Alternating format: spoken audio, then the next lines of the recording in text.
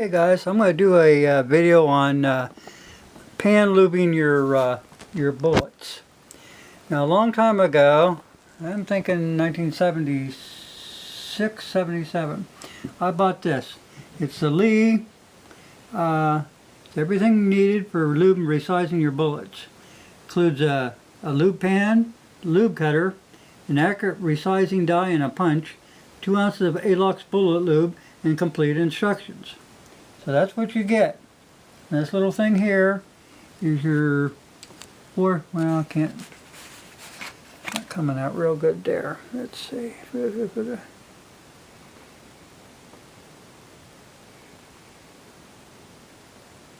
there. 452 diameter. That's the sizing die.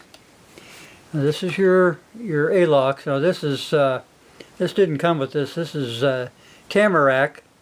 Back then I was buying the lube for like $1 a stick.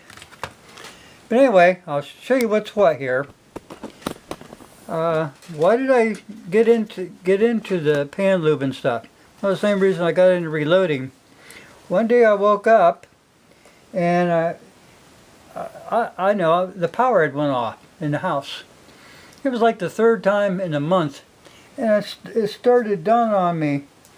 Without really being aware of it, most of us have subcontracted almost all of our life support activities to other people, corporations, government bodies, and machines.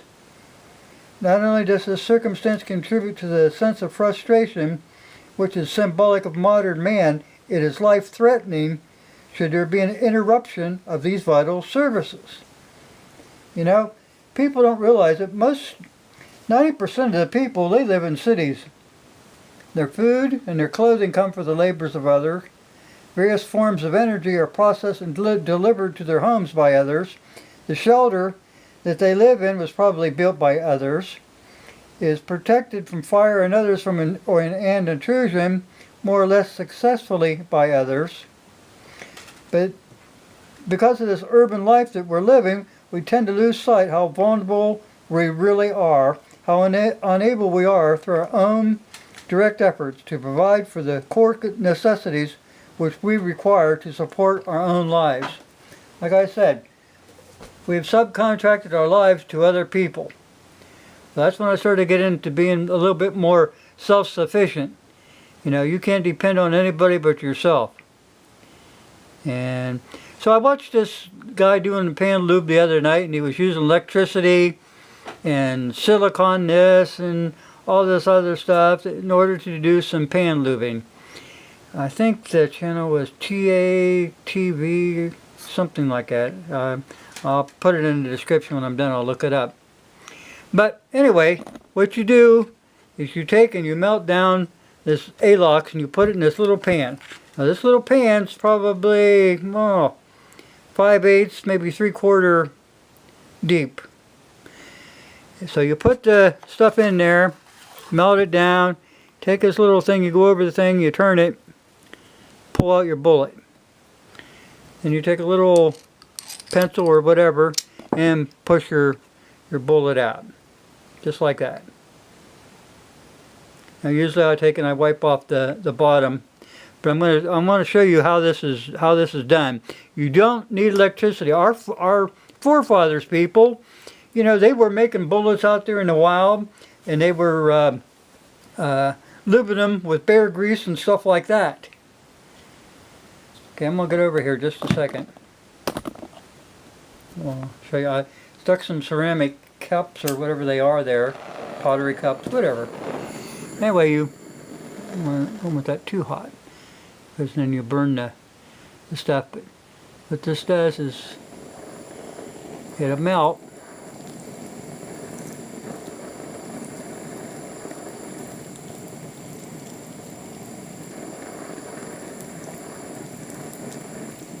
There it is.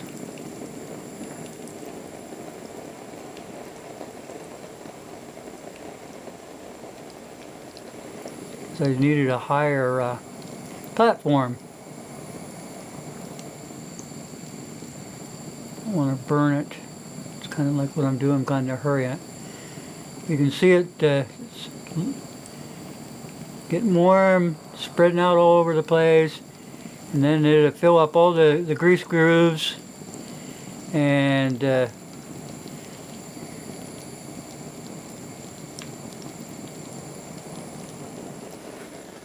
turn that off. The A-locks, see if I can get some of this stuff out. That's what it looks like. It's brown. This has just been used so many times. But as you can see, it's still melting around the bullet lubes. I didn't do the whole thing because just a demonstration. But then when that stuff's all melted in there and you give it time to harden up, and then you take and you use that little cake cutter. You could use depending on the caliber, you could probably use an empty cartridge case. I just happen to have these. Then you take the bullet, you put it in this little thing here, that 452 diameter. Put it in there, put this thing behind it, take a piece of wood, and you tap it, and then it comes out the other end. That sizes the bullets. Now, there's all different kinds of sizers and stuff. Well, I've got ones I have. Trying to think, for the resizing things in the pans, I got 357, 44, the 309, and the 452. Now these are some of the sizers that I picked up along the way. These are the cutters. Now see, this is a lube cutter here for 356 diameter. This one here is, as soon as I find it, this is a big one. This is for 58 caliber. Let's see what we got here. Okay, now this bullet sizer here is for a 323. That'd be like for your 32 special and your 8mm. Here's one for 311. This one here is 308. This one is 309. Here's a lube cutter, 8mm. There's another bullet sizer, 323. Now look at these prices. I should have zoomed in on this. The prices back then. Okay, for the sizers, they were $3.95. I'm sorry, $3.98. The little lube cutters were $1.40, $1.48 a piece. Here's one of the earliest old putting your primers in. This is for a 45. You can see the thing come up, push the primer in. Here's one for about 41 meg. It was $6.95. Just some extra stuff I have. I had this stuff around here. Another aspect of this stuff I want to get into, like I said, this is easy to do. If your power is out and stays out, and you've got to relube stuff, you're not going to be able to count on your powder coating, guys, because you got to have electric stuff to melt that stuff down. You can see the lube melting in there. I'll back it up a little bit. If you're counting on doing your bullets just with powder coating, you're kind of screwing yourself ahead of time. Because if we have any kind of disruption, let's say that there's no power for a long time, it's not going to do any, you might not be able to get truckloads of food in. There's all kind of stuff that can happen that you've got to think about beforehand. That's why I got all this stuff together. I can pretty much take care of myself self-sufficiently. And people say, well, I live in the city, I can't do that. Yes, you can. You just got to go about it maybe at a different angle. On this resizing stuff, before I forget, a buddy of mine who has a very nice Lyman 450, I think it's a Lyman 450 resizer, and it takes all your different sizing dies and top punches and stuff. But the one that he bought for a 44 mag, he bought it like 23, 24 years ago, maybe longer than that. Well, he's been, you know, he would cast these bullets, he would lube them, he'd resize them, and he would store them in a box. Well, one day he got to reloading some, and it was kind of bulgy in these cases. When he checked out the size of the bullet that he had already lubed and resized, it had jumped almost 3 thousandths on the diameter, because the sizing die, after all those years of resizing bullets and resizing jacketed bullets too, it wore the die out. Didn't wear it out, it just wore it till it was a whole lot bigger than it was when he started. So always never assume, people, never assume, because it's just making an ass out of you and me. Always, like when you're in the machine trade, if you're a machinist and you're doing something, you're always checking your parts. Why do you check your parts? To always make sure that they're within the tolerance, and that they're going to fit whatever that they're supposed to be going into. So never assume that your sizing die is doing the job that it's supposed to be doing. Take the time, make it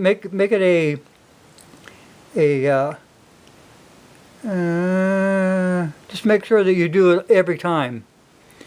You know, when you start out, when you resize something, check the diameter of it. Make sure that your die and stuff that you're running it through is doing what it's supposed to do. When you're running production in a shop, you've got to check your parts. And if you don't check your parts, somebody's going to get pissed off at the other end of this, and they're going to come back and knock you in the head and say, hey, we're going to write you up because you did a lousy job. You didn't do the job that you were intended to do. So always remember, don't assume anything. Don't think, well, it was working good the last time I used it. And it's not that way, people. Double check yourself. Make sure you know what you're doing. Like I said, now these things are probably still on eBay. You know, things like that. It's a complete thing. You get a pan, a lube cutter, a die, some A-locks.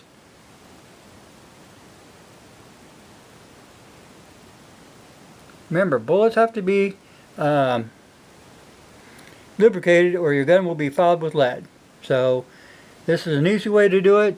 You don't need a lot of electricity like crock pots and silicone wrappers and all this other stuff. All you need is a little bit of heat, and you can get that out of your little bonfire that you got going, or like I used right there, that propane torch. So just wanted to bring this to everybody's attention, and like I said, don't assume that everything is perfect. Check your parts. Always check your parts, because my buddy did probably 800 or 900 of those before he found out it was wrong, and he had to go back and go through and check every single one and redo them again after he got his new part in the mail. Okay guys, thanks for watching. Remember, for pan sizing, this works great. And if you don't have a pan, just say, yeah, well, I don't know where to get a pan. Well, there's a lot of those so-called pot pie dinners, you know, like Swanson and them put out. They've got the little pan. Those will work just as good. All you need is the A-locks. You know, take your torch, melt the stuff down, and it'll fill it up in there, give it time to cool off, and then dig them out. Thanks for watching.